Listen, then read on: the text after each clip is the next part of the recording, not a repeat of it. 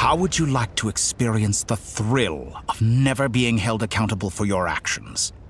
You could crush people like ants without consequence, or tear off their heads or limbs as you please. Believe me, such a life is but one small step away. What point is he trying to make? Freedom? But the freedom to kill? To do evil and get away with it? Why would you offer me that? The creation of a world is the ultimate scientific experiment.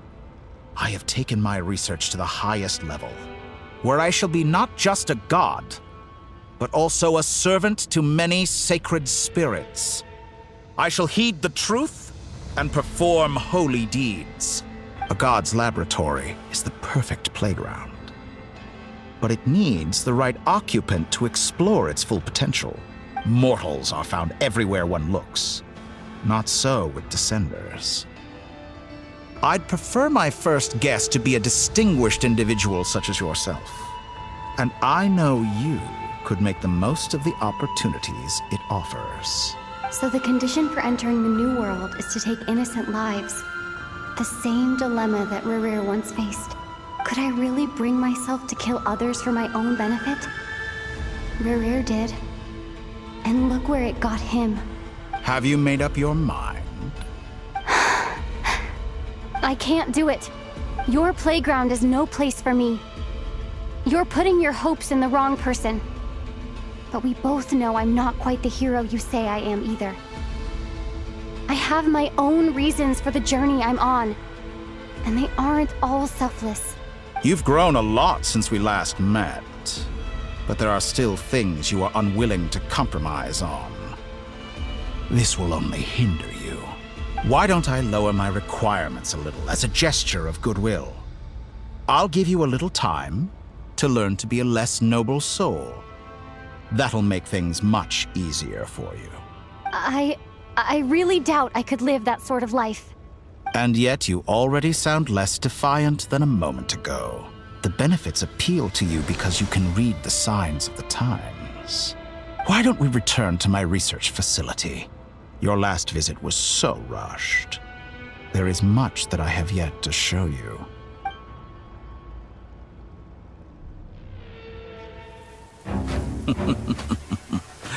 Now to that question, Heroes don't attack from behind. Guess I'm no hero. This is most disappointing.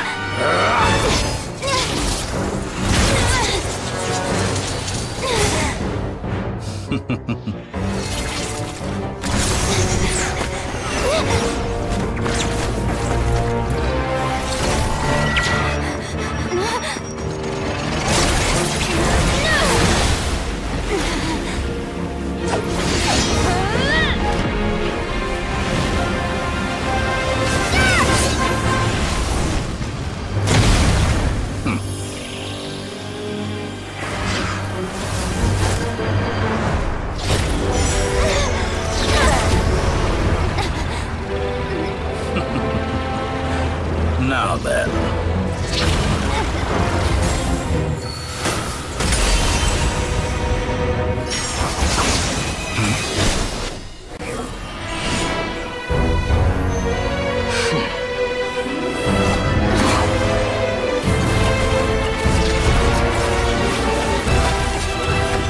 A new face.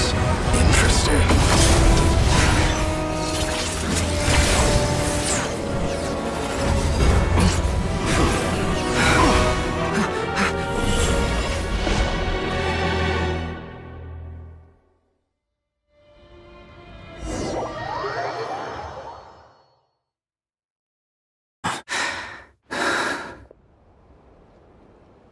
You're still gonna call me Hack Guy after that, huh?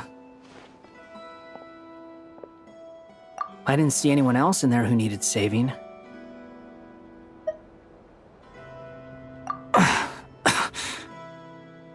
It's nothing. I'll be fine. Why are you looking at me like that?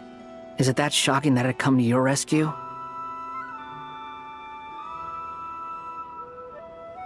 I owed you a favor back in Sumeru.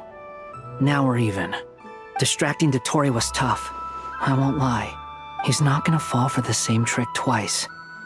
That was my one shot. I'd hoped to use it to take him out. Ugh. I never wanted to obliterate someone more than I do right now. Dotori doesn't recognize me. But his segments were originally made based on an analysis of my operational principles. I expect it's only a matter of time before he figures out what I am. So Dotori doesn't recognize Wanderer because he deleted himself from Irminsul. Did he really miss his only chance for revenge by saving me? Why the long face? Hey, I'm not blaming you, okay? And I'm not complaining either. Rescuing you and killing Dotori are equally important goals. Everyone would be pretty stuck without you. It's best you live to fight another day. How are you holding up?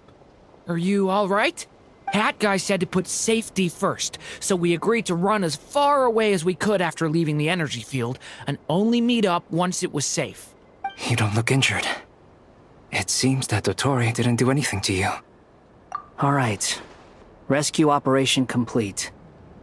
Let's head back. There's a lot more work to be done before this is over.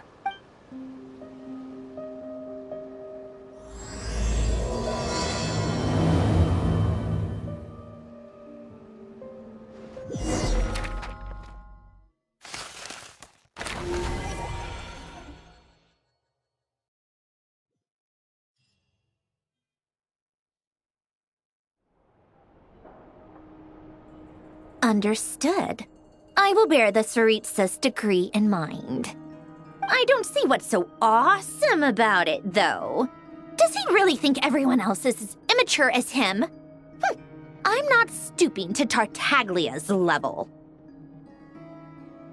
I thought you might say that. How's your progress? Quite promising, actually. That alchemist Albedo gave me a few ideas. Remember how I asked you to look up some files for me? That stuff on the Nazi-Kreuz Institute. René de Petrichor and Jakob Ingold. Alain Guillotin despised René's theories and methods, but he never managed to come up with better alternatives either. So I adopted some of René's ideas. I thought Alain was like a father to you. He and René were mortal enemies, were they not? And what would you say if Lenny and his friends one day learned something useful from someone you utterly detested? I would applaud them for it. That would mean that they have surpassed me. For all we know, Alain Guillotin might have thought the same thing. Not that it matters, though. He's dead, and I'm alive. So it's my call to make. Once you die, it doesn't matter how great you were in life. Only the living get to decide what happens next. Hey, come on out. They're back. Huh?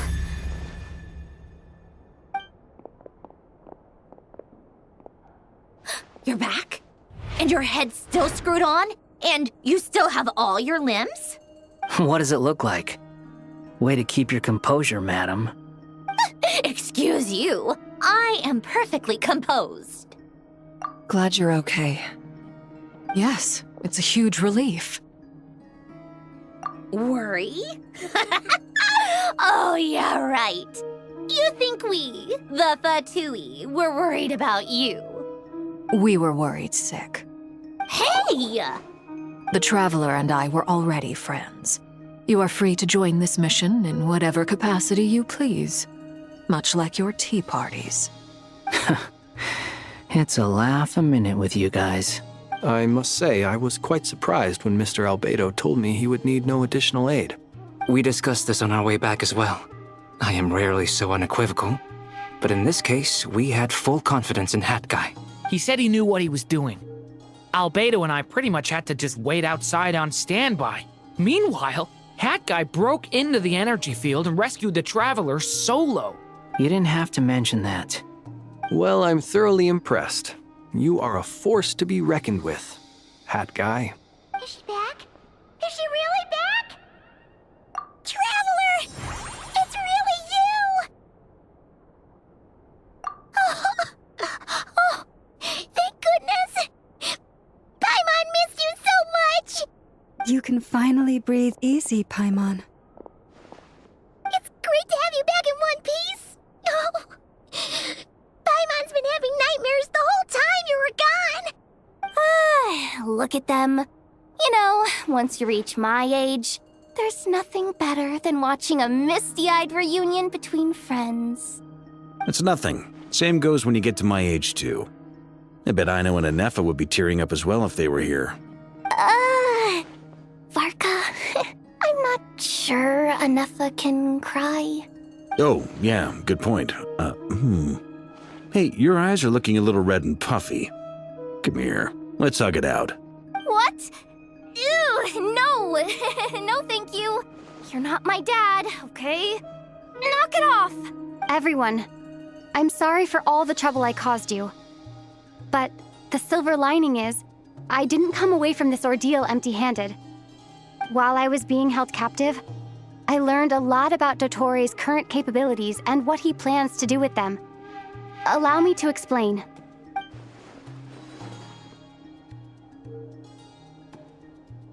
The three moon goddesses were even more powerful than we imagined. No wonder Dottore believes himself to be equal to the gods. Maybe even superior. Utter blasphemy. While everyone was gone, Nefer and I made an interesting discovery. And I believe Miss Sandrone has something to share too. Ma'am, perhaps you could do the honors?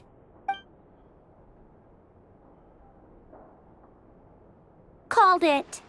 Getting rid of a pesky troublemaker like her is like trying to clean up after a crumbly cake. It always comes back to haunt you. Our next step is to find a way to bring her back. A place where time flows backwards, with no destination in sight. Surely it must have been created for a specific purpose. But I fear the answers are buried deep in Tevat's history, held by great powers beyond our reach. It sounds like she's on a specific path through time, just traveling in the opposite direction to us. The question is, where does that path lead? Or will it keep going to infinity? We considered that question as well. Strictly speaking, time is not infinite. Indeed not. Every road has an end. Nicole! You sure loved quietly sneaking in mid-conversation. I do, in fact. It's something I've always done at our mages' tea parties. Quiet, mysterious, and persuasive. You wonder what lies at the end of her road. Well, just as the world has a beginning and an end, so too does time. And so, the end of the road is the moment that Tevat was born. But where Miss Columbina will end up along this road, that depends on where this particular river of reverse time began. What about the original moons and the moon goddesses? Do they have a beginning too? All things do. In the beginning, no moons adorned the sky. It was the Dragon King Nibelung who raised the three moons into the heavens, and thus were the moon goddesses born. They were shadows of the planet, born to wield Nibelung's authority and oversee the world on his behalf. They were extensions of his will, manifestations of his majesty. But then one day, they disappeared just as suddenly as they had once been brought into being. Nobody knew where they had gone.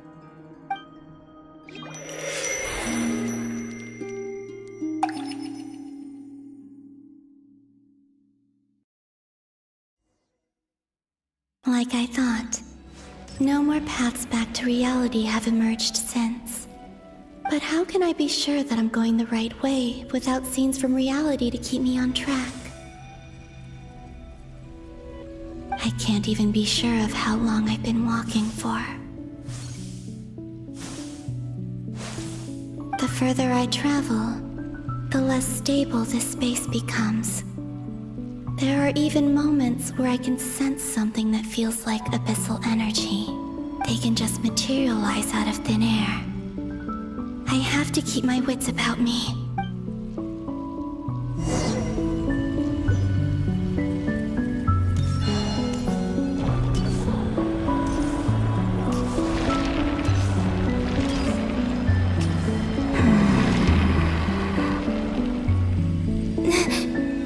Is that I can't believe...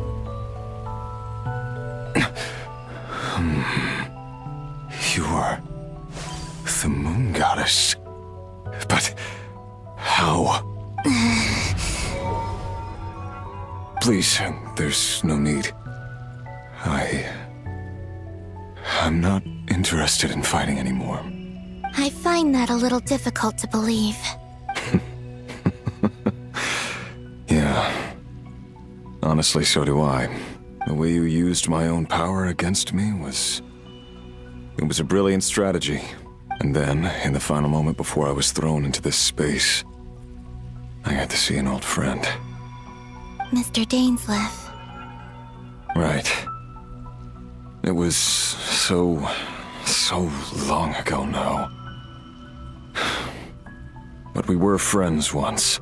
When I first got here, I was filled with hatred, remorse, and rage. How I cursed and devoured. I tore everything here apart. I was consumed by the desire to leave this place and have my vengeance. But to no avail. This is a place with no exit. This is the second time I've entered this space. Though I have no memory of the first. I was torn to shreds the moment I entered. But this time I survived. It must be partly because of this new body. And partly because of all the Kuvaki I absorbed in Nod-Krai. Are you the source of the abyssal power in here? Not all of it. Some is from when I first arrived here and tried to destroy everything. But there was already a degree of abyssal power here, before I entered. And like a venomous snake baking in the merciless sun, it tried to slither into my shadow. Tried to? So, you rejected it? Yes.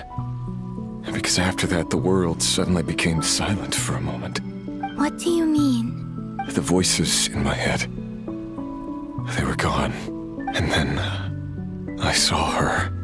Her? Thelindis. My former lover. Nefer mentioned that she saw a memory of Thelindis leaping into the moon's reflection. More precisely, I saw her afterimage. I'm sure the real her is long gone. She was just an ordinary Conrian. She couldn't have survived here for very long.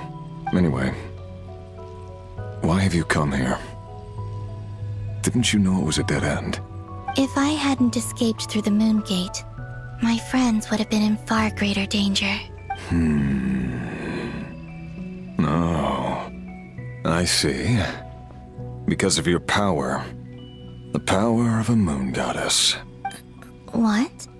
You'd like to know how I know, wouldn't you? The one who resurrected me said so. I could hear a deep lust for power in his voice. Do you mean... Dottore? Dottore. So that's what he's called. He'd been collecting fragments of my body for a long time. All so that he could resurrect me at the moment of his choosing. I had no interest in his research. But being as corroded by the abyss as I was, we were aligned as far as hunting the moons and recovering my strength were concerned. So that's why the Wild Hunt suddenly became so active in Nod-Krai. When I left the Fatui in my weakened state, Dottore must have felt that his time had come. Moon Goddess? Could I ask a favor of you? What? I know this is a lot to ask, especially from someone who tried to kill you. If you refuse, I won't fight it. But this is the only thing I desire now. Nothing else matters. What do you want? I'd like you to take a message to Thelindis for me. Thelindis? But... Yes, she's dead. But like I said, I saw her afterimage. I can sense that some part of her soul remains here. Far ahead. Why don't you go and speak to her yourself? I can't. I don't know why, but I can't move freely in this space as you can. All I can see is a glimpse of her, walking away. Just like the moment when I last saw her in life. In return, I will clear these abyssal obstacles for you. No, not in return. I'll clear them for you, whether you want to help me or not. It feels like something I ought to do. Why? Yeah. Why, indeed. I've been asking myself that question a lot recently. Why did I do the things I did? I'm tired of it all. Tired of the person I became. People used me. And then I turned around and started using others. I hurt a lot of people. I think I grew tired of it long ago. But I wouldn't admit it to myself. And ultimately, that's how I ended up here. What do you wish to tell her? All of it. My past. My mistakes. Everything that happened after we were separated. Is it okay if I give her the abridged version? Yeah, I'm sure there's plenty you can skip over. Just tell her the important parts. Whatever you think that means. Like the part where you relentlessly tried to kill us? It's up to you. Love demands honesty. But my relationship with Thelindis was built on lies. We hid too much from each other. But after living my whole life in the shadows, I don't want to hide anything anymore. I will do my best.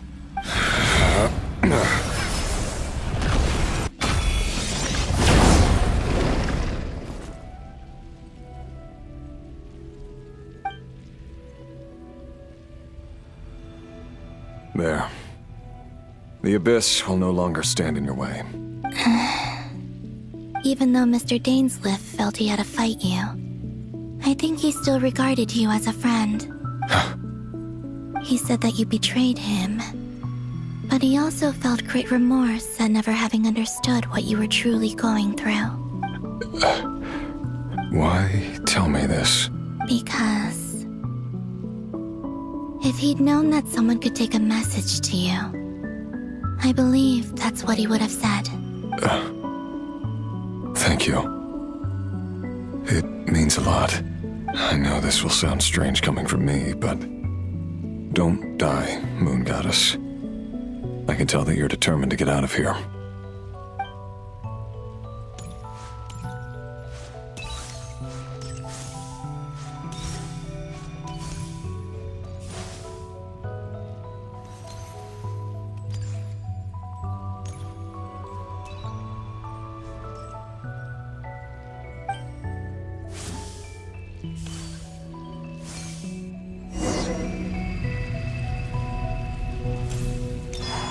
He kept his word.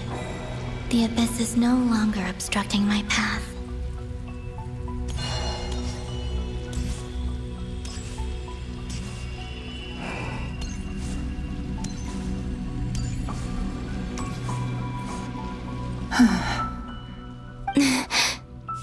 Is that the Lindis? She wasn't far off at all. And yet, they can never meet. Hello, Miss Thelindis. Who are you? How do you know my name? I've never seen anyone else here before.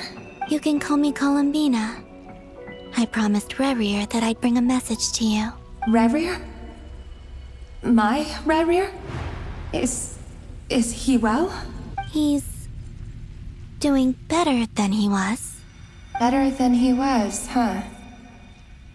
Sounds like he's had a pretty rough time. Others have had a rough time on his account too. In many cases, their time ran out because of him. And I'm not just talking about the children of the Crimson Moon. So, things got worse before they got better.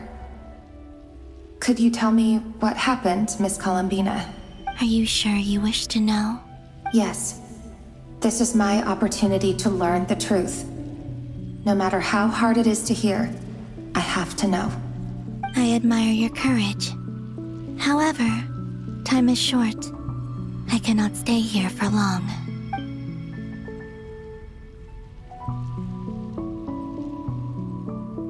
Rerir had seeds of hatred in his heart, and many people nursed them for their own ends. On some level, everything he did was to try and find a way to see you again. But in the end, he came to regret his mistakes. He wanted to apologize for hiding his past from you. Beyond that, he did not say specifically what it was he wished to convey to you. But I'm sure that you've always been on his mind. You are what has kept him going over all these years. I'm sorry, Miss Columbina. This is so upsetting. I'm not sure how to put my feelings into words. It's all right. I understand. Well, that's everything from me. So, I guess I'll be... Oh, wait. One moment. Time flows backwards here. The road ahead only leads further and further into the past. I know. I intend to reach the end of that road. Without a moon marrow, without the 3 moons' power, you won't make it far. Wait, unless... Are you one of the moon goddesses? You could say that.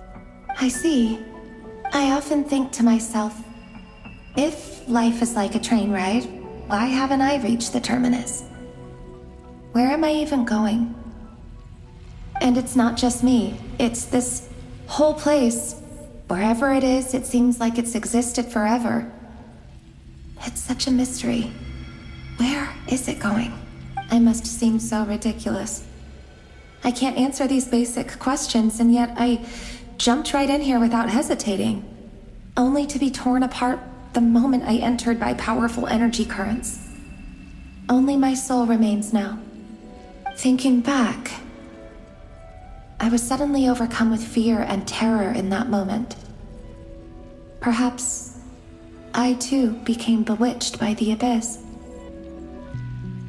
I may have been the leverage it needed to control Rerir. I used to be a researcher at the Universitas Magistrorum in Conria, researching the iridescent moon's marrow.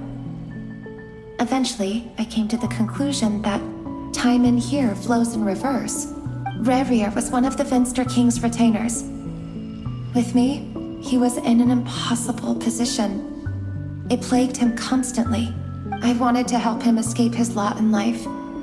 I wanted him to be happy. So I thought I'd use this place to return to the past. At the time, I thought I could just go back to the day that the Finster King first found the prince. It was only after meeting the prince that the Finster King started going too far with his research into the abyss. That was the day all of our woes began. I thought I could stop the king from ever meeting him and solve everything. I couldn't kill the Finster King himself, so I had to find another way to save Rerir. That's why I wanted to go back, to kill the person who had brought new possibilities to our realm. I'm sure it was a futile endeavor, but the abyss probably enhances the basest human desires. So I naively hoped I could change everything. But I was simply too weak. Like a speck of dust against the whole universe. Look at me. I didn't even survive the journey here. Not physically, at least. I know I'm never getting out of here. But you're different. You can make it, and I want to help you. I owe you that much. How do you plan to help me? Have you noticed the golden energy that exists here? Based on my past research and my observations since coming here, I believe they carry you forward faster. I can share what I've learned, and help you understand the pattern in which this energy appears.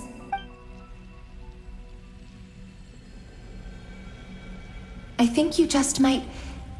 Now, I know you will be able to change the past. Also, I've been speculating about where this phase ends. The documentation was scanned, but from what I know of the legends about the moons, the oldest ones seem to begin with Nibelung, king of dragonkind. I have no way of verifying any of it by this point. But if it's true, you might be able to reach that era if you keep walking. Understood. Thank you, Miss Thelindis. I'm the one who should be thanking you. If you hadn't entered this realm of everlasting death, what use would my deductions be? Thanks to you, they have some meaning. About Rayrir, I'm so sorry. For everything. It wasn't your fault. That's not true. Because we both feared bringing trouble upon each other, neither of us ever told the truth. And that dishonesty sealed our fates. But enough about that. I wish you a safe journey, Miss Columbina.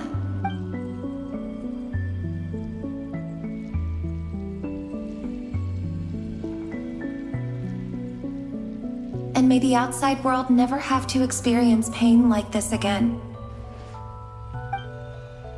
Rayrir, you're there, aren't you? I cannot see you, because you exist in the future.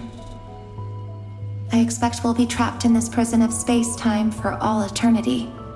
But please, gaze upon the past, and then sit for a while. Let's find a place to sit down together, just like we did when we first met.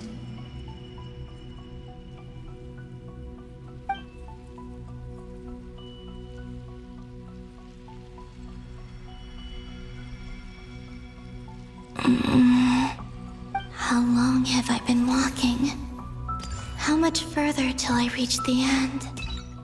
Is there even an end to be found? Everything's getting blurry.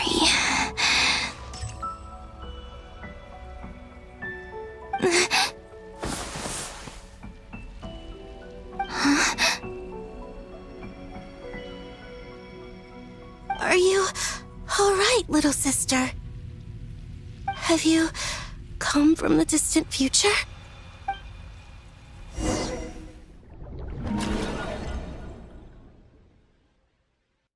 So, how exactly did the moons just disappear? Shouldn't it be a little harder to get rid of major creations like moons? The world is a vast and ancient place. On a certain scale, all life lasts for but a fleeting moment.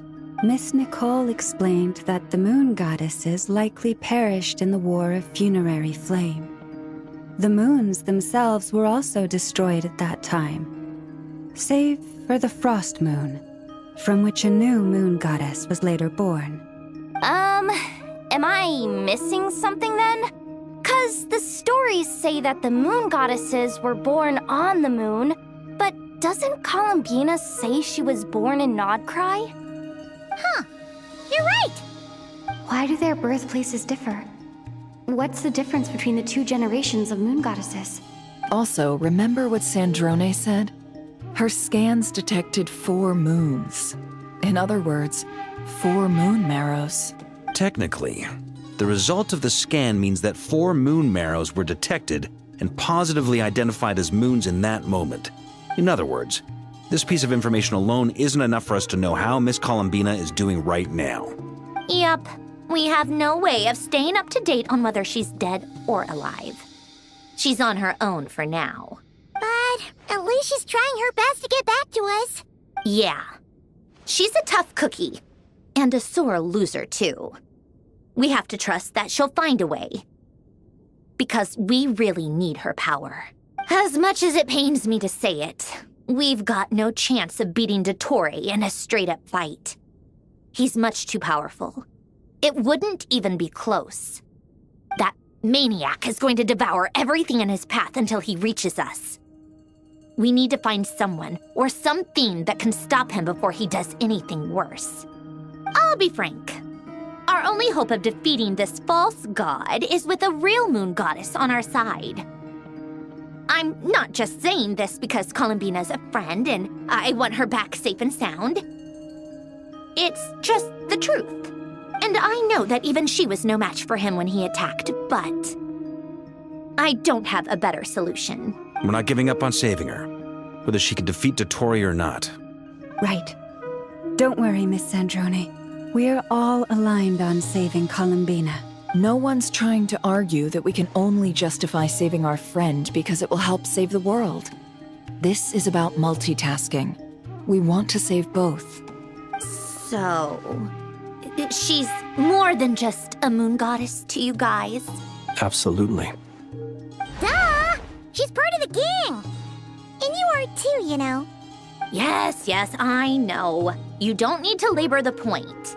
I knew that the moment I came running over with my documents that I was part of the in-group. I mean, if Arlecchino can fit in, I certainly can. Anyway, as for how we get Columbina back, I've been working on it constantly. But I think I'm still lacking certain information about the moon. I'd probably get there if I could continue my calculations, but the problem is, I've run out of computing power. Computing power? You mean you need more energy? No, the issue isn't energy, it's processing power. There's so much data to get through that the whole process has just ground to a halt. That's a tricky problem. René de Petrichor of the Nod-Krai Ordo once foretold the fate of the world. But I don't know how he did it. My guess is that he used the primordial sea's power. However, that won't work for me. His methodology was vastly different from my own. What's worse, they're incompatible. And to top it all off, we can't even leave Nod-Krai. Ugh, this is so annoying. If I'd known we'd run into a bottleneck like this. Well, no, the design bureau's a bust as well. Curse that Dottore! Couldn't have made this harder for me if he tried. Oh, what do we do then? How about we grab a bite to eat and take a break? Maybe something will come to mind after you've cleared your head. You don't get it, do you? I'm trying to calculate the fate of an entire world here. And I need accurate results, not vague prophecies. Where the heck am I gonna find the computing power for that? Anyway, time to shelve the discussion on technical difficulties. Being a killjoy isn't very ladylike, after all. Either way, we've done what we can. Rest well, everyone. Remember to let us know if anything new comes up. Hat guy? Is he hinting that we should talk outside? Let's go somewhere a little more private.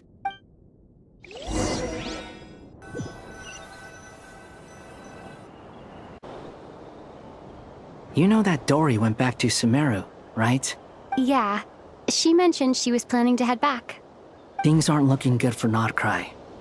She's gone to spread the word so that Sumeru has a chance to prepare for the worst. From what I know of Dottore, there are two possible reasons why he hasn't made a move yet. One is that he's still working through some kinks in his new powers. The other is, he wants to see how we're going to react. He'll easily devour everything eventually, so I guess he's in no rush to make it happen. The first false god he made was me. Now it's his turn. Even though my records were erased from Irminsul, Dottore's ideas haven't changed one bit.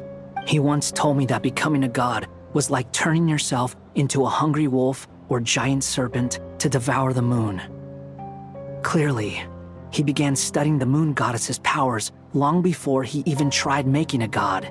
He's always wanted to get his greedy hands on divine authority one way or another. And in the end, he devoured the moon where I failed. In the desert of Sumeru, there is a chessboard built by King Deshret, also known as Al-Ahmar. I don't know if it was a real game, or if he was just trying to challenge his servants and citizens in some way, but creating games and setting rules. Gods do that as a matter of course. That's the kind of power Dottore craves. Now he has the Trilunar Authority. His power is leagues beyond the common people. I don't think there's any point in other nations rushing to the front line. They're better off focusing on defense and hoping they can fend off any threats that spill out from Nod-Krai. Either way, Dory will inform Lesser Lord Kusanali, and she will contact the other gods in turn. the Seven will have some recourse available. If nothing else, their protection should keep the rest of the world from descending into chaos as quickly as Nod-Krai has. So on the bright side, even if Nod-Krai is doomed, your friends in other nations won't be in any immediate peril.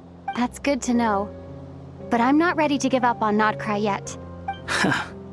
There's a word for people who refuse to let anything go. It's called being greedy. Maybe it sounds greedy to you, and probably naive too. But whatever you call it, that's what gives me the determination to keep fighting. Battles are fleeting, but the will to fight is a long-term commitment. Give up for even a moment, and your resolve will shatter. Why do you always feel the need to do the right thing? No one is born to be a savior. I mean, who's gonna criticize you if you fail or give up? Don't take this the wrong way, but Dottore said something similar to me. I guess the Fatui attracts people who don't believe in saviors. Not necessarily. It's less about belief for me. I just want to know how determined you really are. After all, I don't owe anything to anyone else here. Only you. You look kinda worried. If your arch-nemesis was about to achieve their ultimate goal, I think you might feel a little worried too. That's true. Dottore is about to become an omniscient, omnipotent deity. That's gotta be a bitter pill to swallow. Still, you're calmer than I expected. Obviously, I have to admit that my past self was a reckless fool who misunderstood not only the point of revenge, but how to achieve it. And as much as I want my vengeance, I know I'm not gonna get it by acting alone.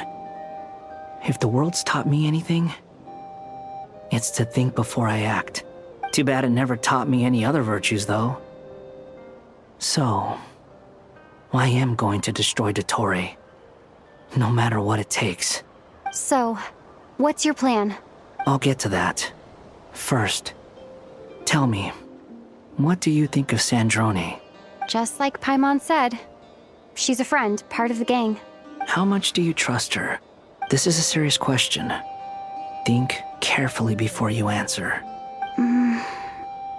Although she's with the Fatui, she has her own values, and she's helped us a lot. If nothing else, she's clearly going the extra mile for Columbina. I see no reason not to trust her. If you say so. In that case, the three of us need to talk. I have some thoughts about her computing problem. It can be solved, but it will come with a cost. How much? If I can afford it, I'll cover it. Sometimes your heroism really backs me into a corner. You know that? Come on, let's go talk to her. Miss Sandrone, Traveler. Hey there. Paimon's here too! She was just helping them sort through their things. How did your chat go? That was fast. The call only just ended. Well, you said it was urgent, so we got here as quickly as we could. Albedo, I have some alchemy questions for you. I see.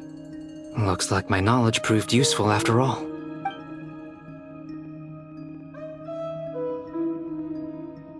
If I might ask, what is the end goal for the modified formula you'll be using? I needed to predict the future of the entire world.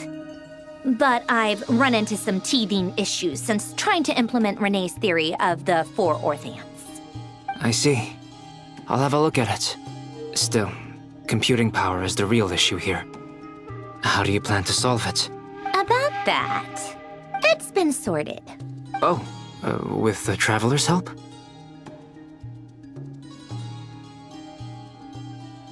Actually, you're not wrong. She found the person with the solution. Was it Hat Guy? Yeah, it was him. Wow! Go Hat Guy! Seems like all that time studying at the academia is paying off big time. But where is he? Wasn't he the one who asked Albedo and I to come here? Come with me. Hat Guy? What's happened to him? Hat Guy! Can you hear us? No response. I guess he's in hibernation. Hat Guy mentioned that he was a puppet. It seems that his functions are currently shut down. I presume this has something to do with the solution to your computing problem. That's right. He and the Traveler came to see me. Wait, what? You have a solution? Would you calm down? Why do you always react so hysterically to everything? Excuse me? How would you know? You shouldn't be so quick to judge complete strangers. It's very bad manners. Oh, please.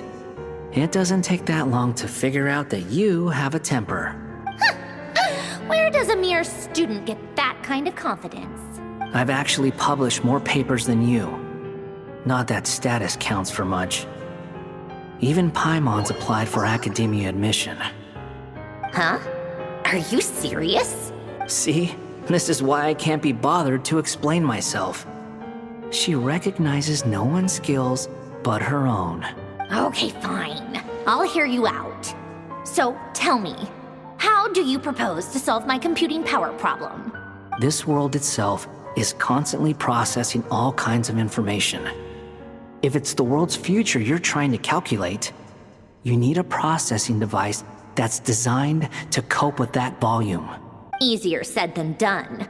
Only Irminsul can handle that kind of... Wait, is that what you're suggesting? But surely we can't just plug my formula directly into the ley lines.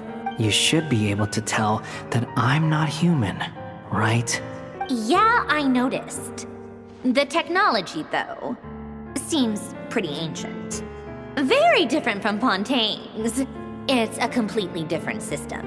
Conrian, to be precise. I'm what they would have called a puppet. Puppets need an energy source and processing power. The artisans who built them sought out the materials most suited for that purpose. You? Do you mean... The Traveler and I have talked it over. She's willing to vouch for you. So, I'll allow you to borrow my core for your calculations. It was built using wood from a silver white tree, which makes it a small part of Irminsul. Conrian technology and Irminsul wood. Who in the world could have built you? Are you sure about this? A puppet without its core will cease functioning completely. And if it's left in that state for too long, it might not recover. You could die if you do this. You do realize that, don't you? I can put two and two together, yes. No need to rub it in. I won't lie to you. This has never been done before. I cannot guarantee your safety. Doesn't matter. I'm prepared for the worst. Did you two actually talk this through? Is he... Are we really considering this? Yes, we discussed it. The bottom line is, he trusts me and I trust you. Let's give it a shot, shall we? Honestly, I have no clue where this kid even came from. But for whatever reason, he lent me his core to use in my formula. I'm very close to finishing my calculations now, and the core is currently in use. So I'm sorry, but I can only show you a sketch right now. This is what the core looks like. A silver-white branch. It certainly matches the legends told about Irminsul. Is Hat Guy gonna be okay? He's not gonna die, right? Right? In theory, he should be fine. As long as we put his core back in time. Beyond that, all I can say is that I'll try my best to avoid risk and make sure the core doesn't sustain any damage. I think I know why you called us here now. Someone needs to watch over his body and make sure it's protected until the process completes. Correct. He said that the only ones he trusts here are you two, and the Traveler. And the Traveler will have other work to do. He will have our undivided attention. Aw, Hat Guy. On a more positive note, things are progressing steadily on my end. I'll call everyone in for a meeting once the results are out.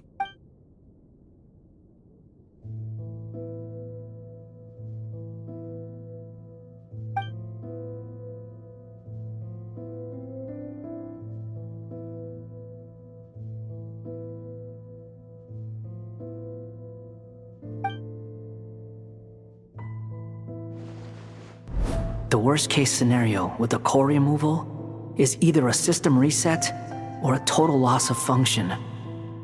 But I'm not afraid. A quiet death should have been my fate long ago. A core is completely different from a heart. It's like another vital organ entirely. I never believed it could be a true replacement for what I sought. But in the end, it turns out the core was more useful to me.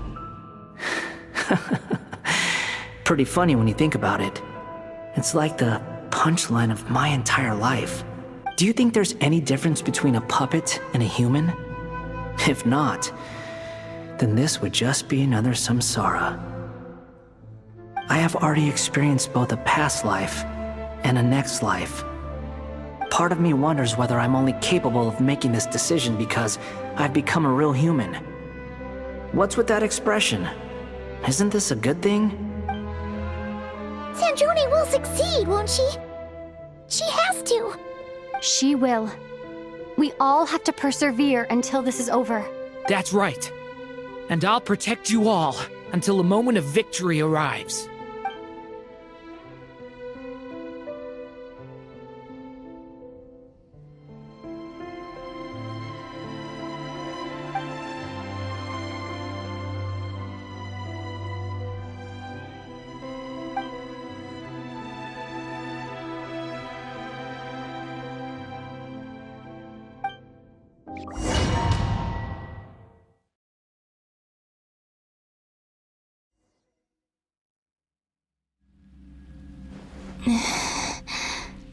Who are you? Call me Sonnet. You have the same power as Canon.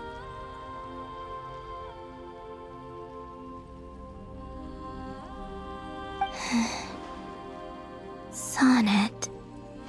So, you're the goddess of the iridescent moon?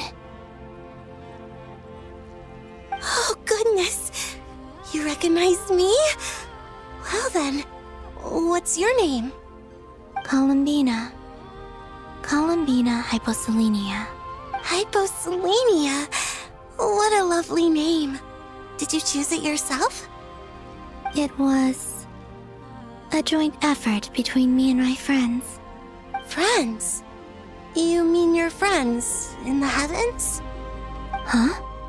Oh, sorry. You must be exhausted. I apologize. Hang in there. Let me introduce you to my older sisters. Do you mean the other two moon goddesses? Arya and Canon? Wow, you sure know a lot. Hey, does that mean that our story goes on into the future? Oh, I guess that wasn't the best question to ask. It's alright. We were prepared for that possibility. You could say we were too prepared. I can't even remember how long my sisters and I have been here by this point. When did you get here? How long has it been?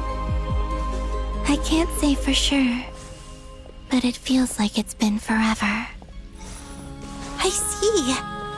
Are you feeling alright? You look a little unwell. I can hold out a while longer.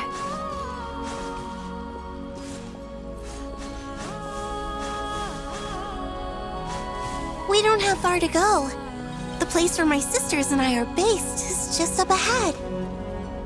Don't worry, they're both really nice. I'll introduce you.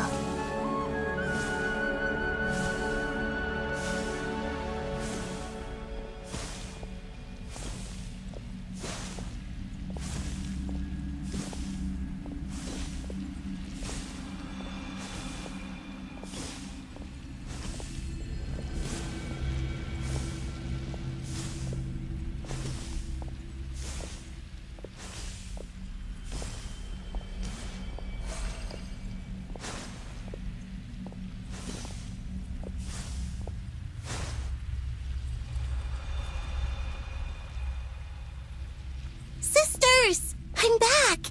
And look who I've brought with me!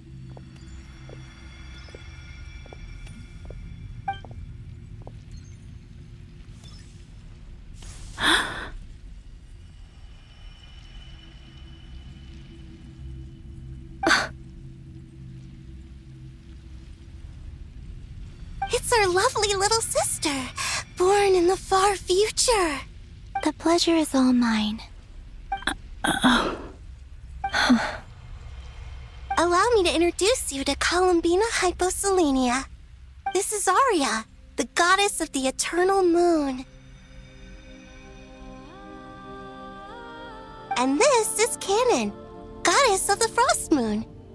Canon, don't you think Hyposelenia's power is similar to yours? Hello, Columbina. I apologize for our startled reaction just now. And please, forgive our little sister if she's been annoying you. She tends to talk a lot. It's fine. You seem shy. Don't worry, Columbina Hyposelenia. No one can hurt you here. Could you tell me where here is? Please. I must know. My dear sister. This is where Tevat's original ruler, the Dragon King Nibelung, imprisoned the moon goddesses. What? You're scaring her, Canon. No, I'm fine. Please, continue. Nibelung, our original master, created us in the distant past to maintain Tevat. But he left this world and traveled into the dark universe beyond, to explore worlds vaster still. Day and night, we fulfilled our duty in the heavens, until the day that the first Descender arrived. The great ruler of the firmament. The heavenly principles. Is that what later generations call them? I see. But we did not reject them at first, nor did they seem to harbor ill intent towards this world. We coexisted in peace. They were like a guest in our home. Slowly, however, we came to realize that our guest had a growing desire to change and dominate the world. And you didn't stop it? No. There was an order to the rules they set up that Nibelung never taught us. We wanted to know if this order would bode good or ill for Tevat. All right. Canon and I wanted to know. Sonnet was against it from the outset. Later, we discovered that this great ruler of the firmament bore an almost paranoid hostility toward the desire of certain life forms to seek power. Or perhaps they feared them. They would even cast down celestial nails as manifestations of their power, to punish the civilizations of the world below. Only this was far beyond mere punishment. Right. Their rules brought order, but the price people paid for merely testing the limits of those rules was far too great. I did everything in my power to help the punished escape catastrophe, but still, too many lives were lost. The ancestors of the Frost Moon Scions were some of the ones you helped. But just when we had decided to take countermeasures, the Dragon King, Nibelung, returned. And so began the War of Funerary Flame. So, that's the name the world gave that war in the future. Well, who won in the end? As far as I know, the Heavenly Principles won, although it came at a great cost. They remained in Tevat, where they continue to rule to this day. And the world's original master, the Dragon King Nibelung, was destroyed. And what of the moons? Are there still 3 moons in Tevat's skies? You can tell us the truth, Columbina. We know we are but remnants of a bygone age. We are prepared for the answer. Only the Frost Moon remains. But it has been cast beyond the false firmament by the Heavenly Principles. The eternal and iridescent moons were both shattered during the war. So death finally came for us in the end. Sonnet. But you're still here, aren't you? A moon goddess cannot live without her moon, Columbina. She's right. That's why I began to disappear. Because the frost moon is cut off by the false sky. How much worse it would have been if it were outright destroyed. Our souls may endure within this lunar palace, but if our moons are destroyed, Then we shall disappear the moment we depart from it. I'm sorry. There's no need to apologize to us, dear sister. If anything, we owe the world an apology. If only we'd decided to act sooner, rather than arguing amongst ourselves. all the more reason not to spend this time in regret and repentance. Instead, we should focus our efforts on how we might help our future sister. Sorry? Don't you see, Columbina, your story is not yet over. Is that not why you are here?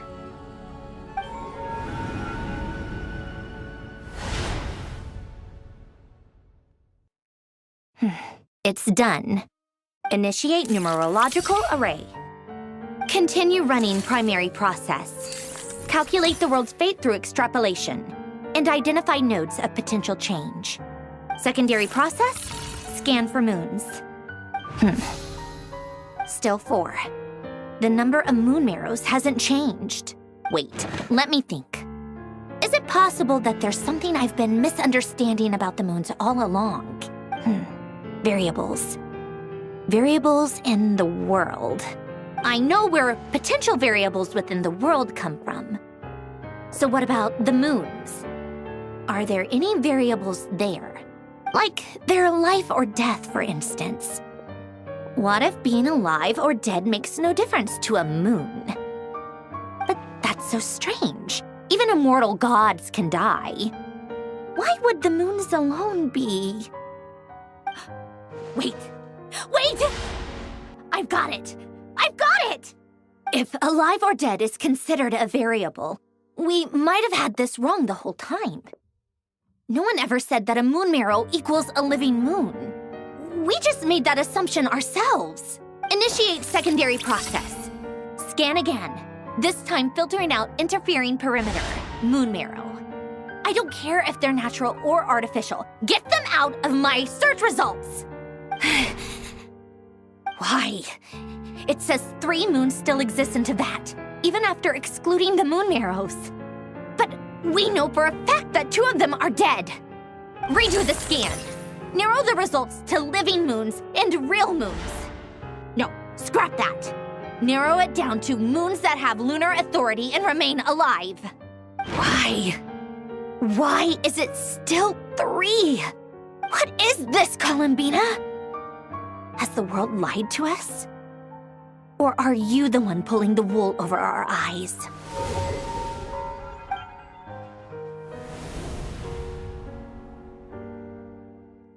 So, you think that the moon's reflection might be where Nibelung imprisoned the 3 moon sisters? Yes, it would explain a lot, such as why that space would respond to a moon goddess's power, opening the moon gate at her command. It would also explain why Miss Columbina has been unable to leave, and why time flows in reverse there. In the messages she sent, Columbina promised us she'd find a way to return, but we have no way of knowing how, when, or where this might happen. The fact that she still has yet to reappear in this world indicates that returning from that place is no easy feat. We cannot afford to simply wait for her. So you're saying, if she could return by her own power alone, she would have done so long ago. Yes, she certainly wouldn't leave it to this late stage when it's so touch and go. I've been giving this some thought, and I've come to believe that Luana's Har might be an anchor that she left behind, as a sort of future waypoint. This could also explain why Luana's Har is always by the traveler's side. Sounds like a plausible theory. If that's the case, there must be some criteria we need to fulfill to allow Columbina to return to the present. The question is, what could they be? Hello? Listen up! This is extremely important!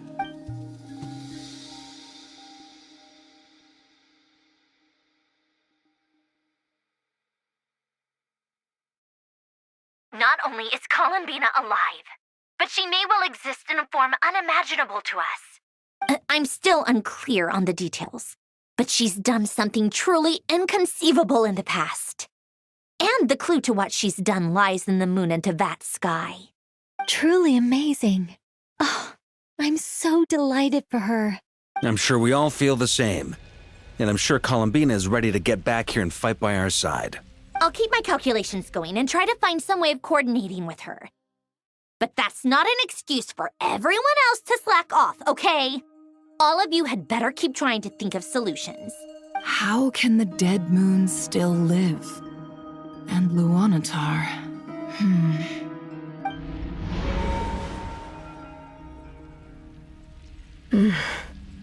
It's hard to believe that's what will happen in the distant future.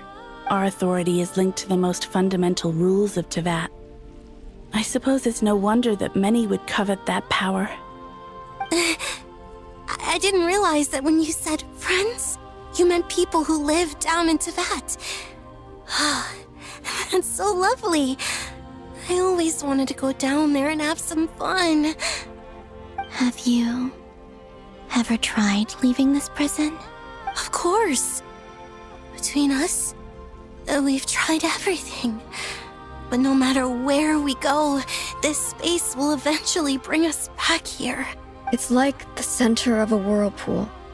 Everything ultimately converges here, at the moment when Nibelung imprisoned us. In that case, have you tried using any of those pathways that connect this space to the real world? Sorry? What are those? They're passages through which you can make small-scale changes to reality by using Kuvaki. Or am I the only one who can use those passages? Because part of my soul remains in reality. Kuvaki. What is that? You don't know? It's a unique kind of elemental energy found only in Nod-Krai, the land from which the moons arose.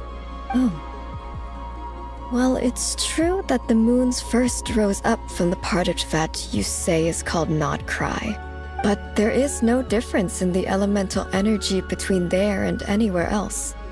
What? Could you show us some of this Kuvaki? Hyposelenia? Maybe if we see it, it'll make more sense. Okay.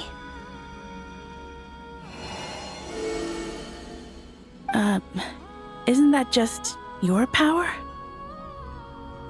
What? But it's everywhere in Nod-Krai. In the air, in the land. Even the creatures who live there have adapted to its influence. How curious. This Kuvaki certainly did not exist anywhere in the world before we were imprisoned. Let alone influence living creatures. So, how exactly does it affect them anyway? Can they float in the air like us? This is so strange. Why would their reality differ so much from mine? Columbina, you're looking for more than just a way out of here, aren't you? Yes. If I am to help my friends, I will need tri-lunar authority on par with that of our foe. You mean... you'll need our power? This sounds extremely risky. The three moons' powers are not mutually compatible. Concentrating them into one goddess will be a very painful process. And if anything goes wrong, it could tear you to pieces. I know. But I'm willing to take that risk. Even so, let's say we successfully transfer our authority to you. How will you take it outside this prison? Nibelung constructed this realm specifically to prevent us from using our powers to interfere in his war. No moon goddess can leave this place alive.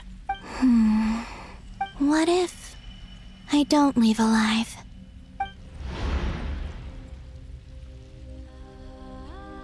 Where do we even start? How are we supposed to figure out what we're meant to do to help Columbina?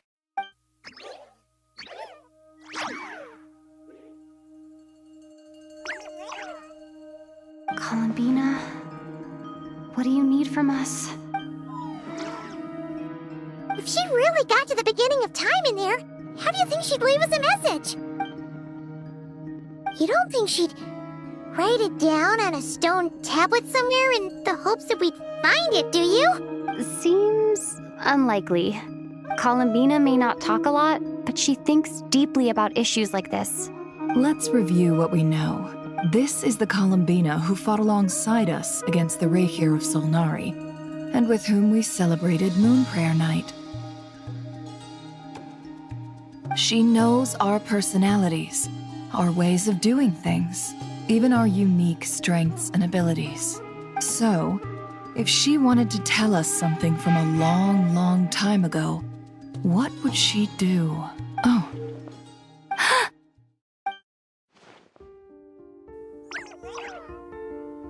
Traveler, you once said that those golden ripples also appeared when Luanatar was born. What if Columbina left Luanatar here, not just as an anchor to the real world, but for some other purpose? If she is part of Columbina, and Columbina knows that I can see past events through her. Oh yeah! Like when you peeked into Rarer's past through his heart! Nefer, wait! If you're right about this, and you can really see past events through Luanatar, your eyes, they'll... Oh, I know. Looking at Rerir's past in Conria was already enough of a strain on my eyes. Looking this far back into the past, it'll surely blind me. But it's our only chance. This is the only way. Boss. We spoke about this once, a long time ago. Do you remember what I said, Jahoda? The day I lose my sight, the Curatorium of Secrets will be yours to run. But... What's wrong? I'd be overjoyed if I were you. This day's come a lot earlier than either of us expected. I need to know you'll honor our agreement, Jahoda. Promise me. Yes, Boss Nef. I promise. Are you sure you don't want some time to think this through? What is there to think through? I should have gone blind after our battle with Rerir. Frankly, it's almost criminal that I got away with it for this long. Then at least let me take some precautions on your behalf. And if you really do lose your sight, I'll visit your office every day and make sure you're well looked after. Oh, please, anything but that. I was actually ready to go through with this. Are you trying to scare me into backing out? As if I could ever scare you. I'll assume you're just joking to calm your nerves. All right, enough chit-chat. Let's do this.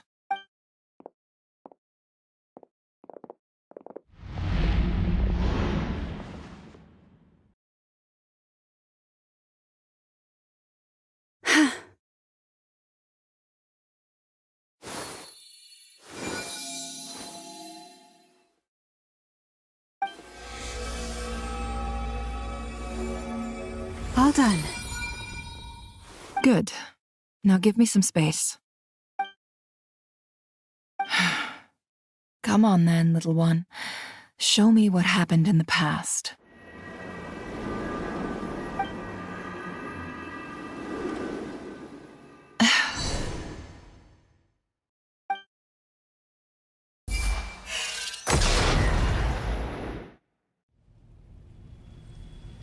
Between the Trilunar Authority, Kuvaki, and the soul-surviving moon, the Frost Moon, I think I might know how to get back.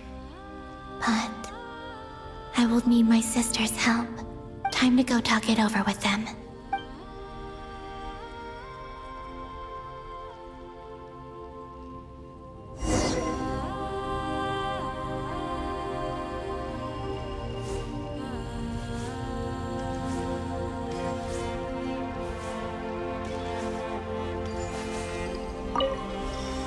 Seems you have reached a decision. I'm all ears. What do you propose?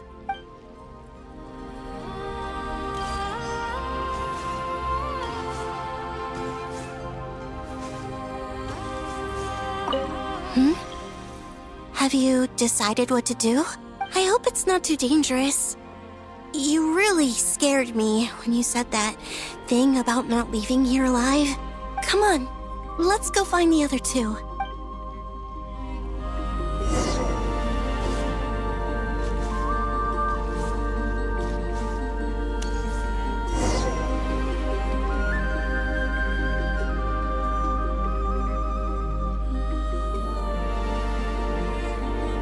Have you figured it out, Columbina?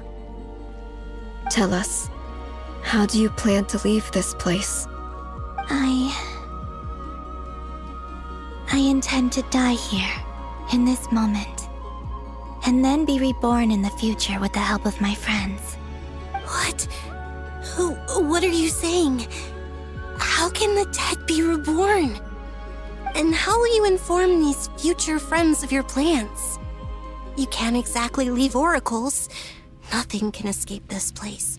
Not a single ray of moonlight. And even if you found a way, what if they never find the message you left for them? You'll... No, that won't happen. Come again? They will find my message. I'm sure of it. I'm not following. How exactly will you achieve this? It's quite simple, really. First, I will leave my soul here.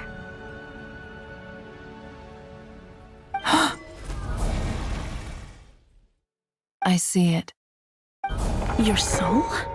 You mean your divinity? Yes. I once left a portion of my soul in the future. One so small that this prison barely noticed anything. In this very moment, she can resonate with my soul across time. When the time comes, I believe that she can serve as an anchor to pull my soul from here back to the future reality. Just as gravity connects the world to the moon. Exactly. In the future, where I came from, the moon has been cast beyond the false sky, but I can still feel that it is there. In a similar way, I can feel a connection to the soul fragment I left behind even now. My friends can use it to detect my presence. But how do you just leave your soul here? Is that even possible? On my way here, I met an ordinary mortal who entered this place long before I did. Her body is long gone, but her soul remains. And before that, I encountered an old enemy whose entire soul survives here intact, while the power that once corrupted his body has faded away. So, perhaps this space is specifically designed to imprison divinity and authority, but not the physical body. Still, even if your body can escape, would it not just be a lifeless husk without the soul inside? Wait, is that what you meant when you said you wouldn't leave alive? Yes. I shall turn my body into moonlight and pour it over Nod-Krai. That power shall protect the land and quietly blend into it, awaiting my soul's return in the future.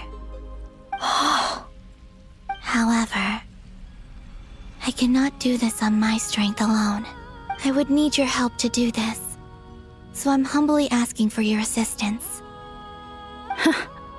Oh, dear sister, you need not be so formal. As I said before, we are but remnants of a bygone age. You, on the other hand, were born alone in that distant future, and you have walked a long and lonesome road since then.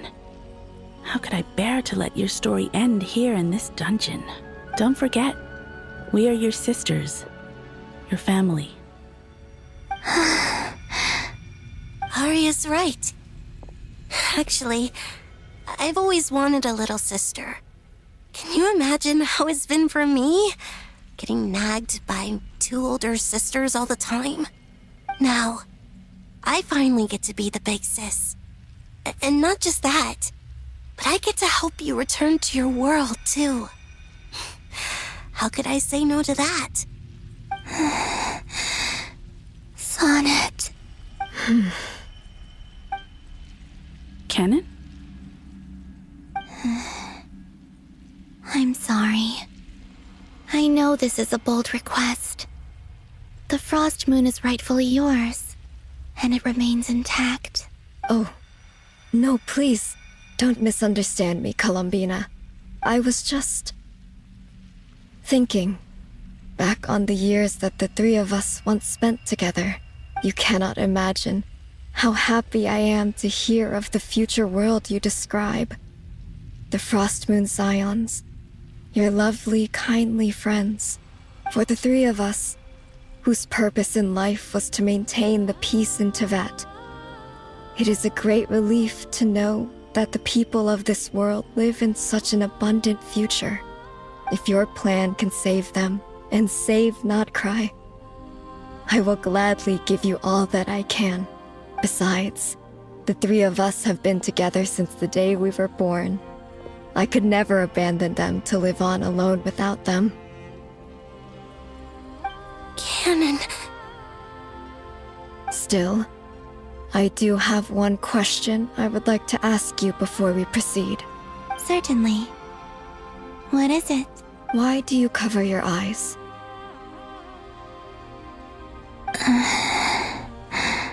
Yeah, I was curious about that too. But it seemed personal, so I didn't want to intrude. There was a time when I refused to look upon the world.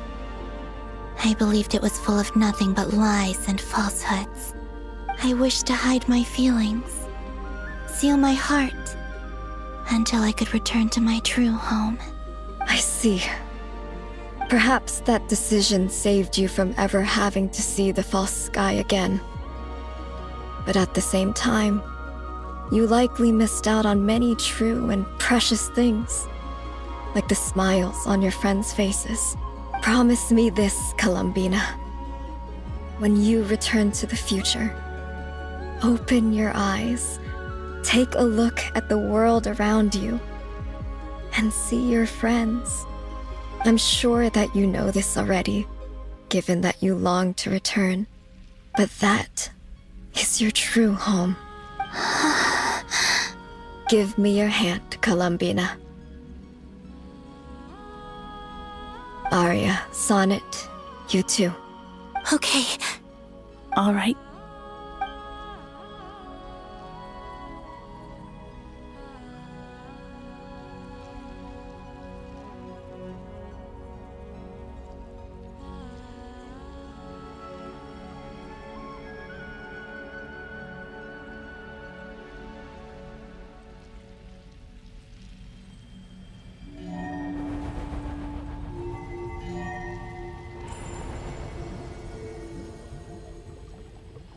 We once were the song sung for eternity, but now it is you who must continue to sing. We once were the tides in the great river of time, but now we subside, and you arise. We were the messengers of madness and inspiration, but now the lies have faded, and your truth must endure. We are souls awaiting the sun. You must return to be with those who smile when they see your face.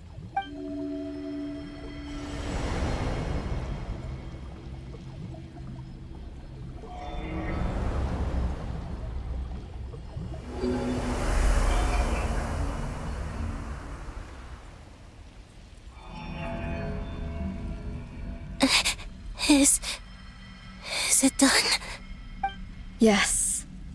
We have transferred the authority over all 3 moons to Columbina Hyposelenia. From this moment on, she is the Tri-Lune Goddess, the one and only moon goddess of this world.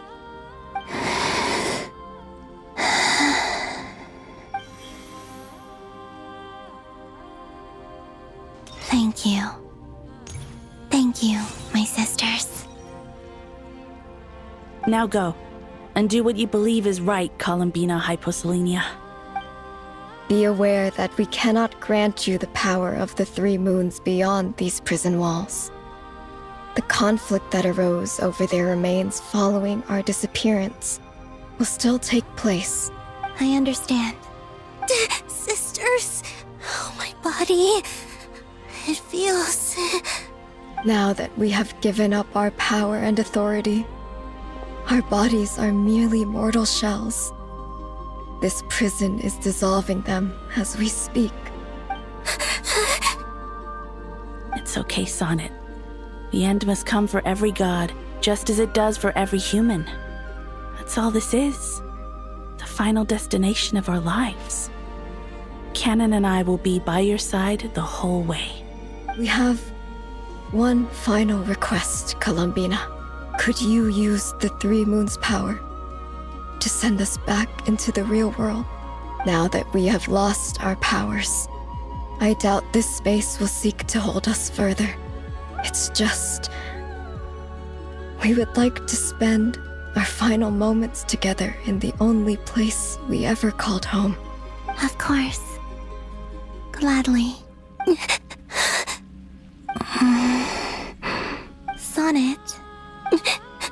Yes? Don't... I wish I could tell her not to give in to the abyss. Not to be afraid. But is this really what I should say at this moment? Don't forget. I'm so glad to have a big sister like you. No, Hypo. Thank you. I'm okay. I'm not afraid. As long as my sisters are with me. It looks like this is goodbye, sisters. Goodbye, Columbina. Take care of this world in our stead. I will.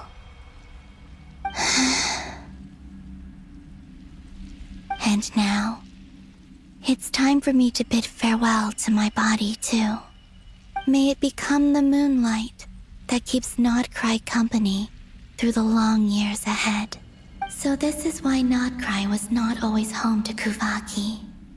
It only appeared after I poured my body out upon this land, and only this land. Kuvaki responds to me because it is me, my body, answering the call of my soul. And the golden energy I've encountered on my way here was, in fact, that very soul, which I am about to leave here to guide me.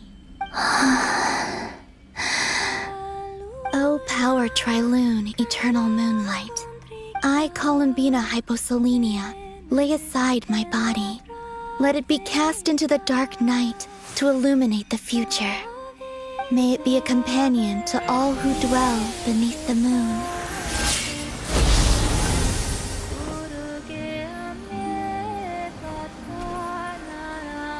Until the time comes for me to return home.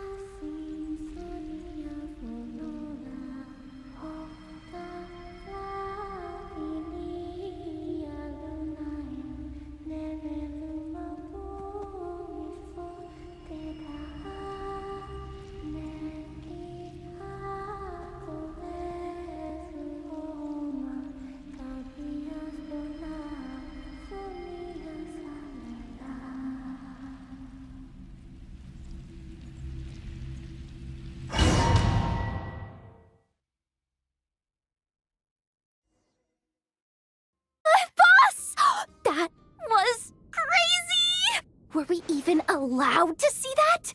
Is anyone? Oh, can you still see? How many fingers am I holding up? I see 2 fingers, and a look of sheer terror on your face. Truly astounding, Miss Nefer. Your eyes have glimpsed the very ends of the world, and yet they remain as sharp as ever.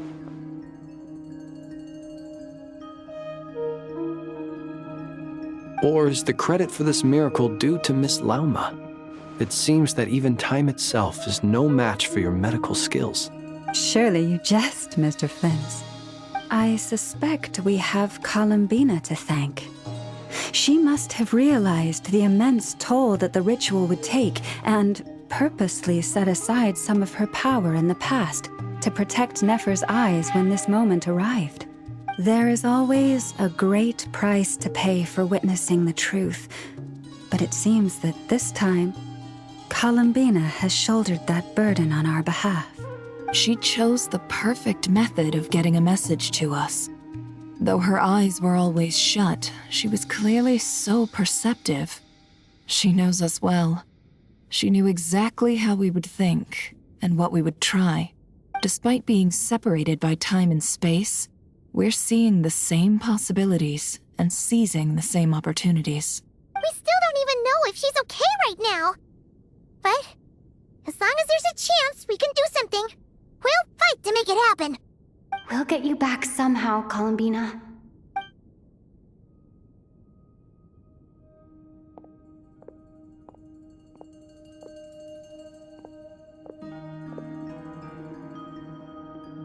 Well, based on the information we now have, let's figure out our next moves. Thanks to these gentlemen, we have a much clearer picture of the situation with Dottore. The civilian population has been moved to safety, so we no longer need to hold back. Miss Sandrone, how are the calculations going? So far, so good. I'll keep seeing how far I can push the system, though. Can't have Hatman being powered down for nothing. There's still a long road ahead. Where should we begin?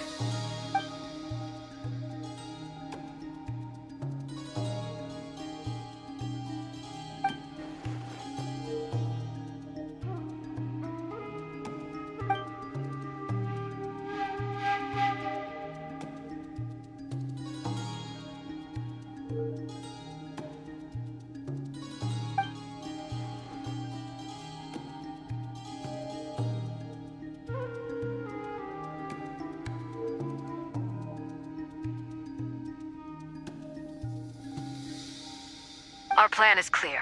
Time is short, so let's get moving. There's just never enough time, is there? Time is the bane of my existence. Ugh. Anyway, I'm gonna get back to work. All right, we'll do our part too. Yeah.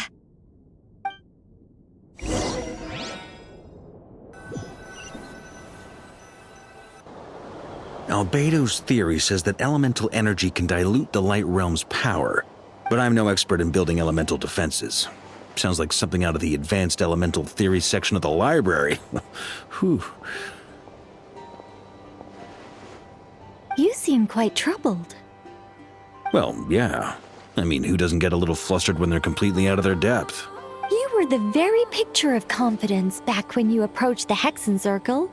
Yeah, I could have been faking it through that whole meeting for all you know. Who's to say I'm not just a ball of nerves in a charming and gregarious package? Oh gosh, really? I'm so sorry, I had no idea. Well, you're all the braver for it. Still, I was much more in my comfort zone than I am here. At least in Mondstadt, you can cry for help from a cliff top and actually stand a chance of summoning Barbados himself. Things have never looked bleaker than they do now. If we don't pull this off, Teyvat's doomed, isn't it? Oh, you think so? Actually, yes. Yes, it probably is. It's a shame. Don't put too much pressure on yourself. Teyvat has faced annihilation many times in the past, but it also gave us you, didn't it? Hey, don't give me that. It's not like I'm anyone special. I disagree. Every human born in this world is special. We angels have always believed that. In that case, this humble human being has a big favor to ask of you. I thought you might say that. I'm sure Alice, in her great wisdom, sent you here precisely to help us in this difficult time, yes? Well, that has less to do with her wisdom and more to do with my power. Of course, of course. Well, the thing is, these elemental defenses we're about to build, I don't think it's a question of if they'll fail, but when. Durin's findings from his patrols make it clear that Dottore is constantly expanding his territory. First it was his lab, then the design bureau, and now this. It's not realistic to completely stop him encroaching on the rest of Nod-Krai. Rather, our goal should be to stall him for as long as possible. If Miss Sandrone's calculations are correct, well, they're the closest thing to certainty we have in this situation, so let's assume they are. Anyway, her calculations suggest that our best hope for victory lies in Miss Columbina's return. It's up to us to slow Dottore's advance and buy time for her to make a return. Are you asking me to help you with building the defenses? No. I'd like you to prepare for what comes next. When he eventually reaches us, we will have to fight him. You were an angel once and a mage now. I'm asking you to lend us your protection. Oh. Can I take it that you're triggering the terms you fought for during our three-way talks? Well, technically those terms were about protecting Mondstadt. But if you're happy to agree to the change in location, then yes, let's do that. You're cashing in on this much sooner than I'd imagined. Well, yeah. The way things are going, I might not get another chance. Very well. The mages have heard the knight's plea, and we will respond. To tell the truth, Alice and I had already discussed how we might help you all, so I didn't come empty-handed. I always like to be prepared. This is... wow. Yeah. This is great. Seriously, thank you.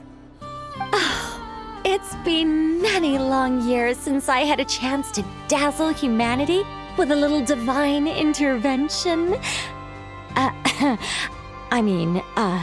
To humbly serve as a reliable and responsible guide.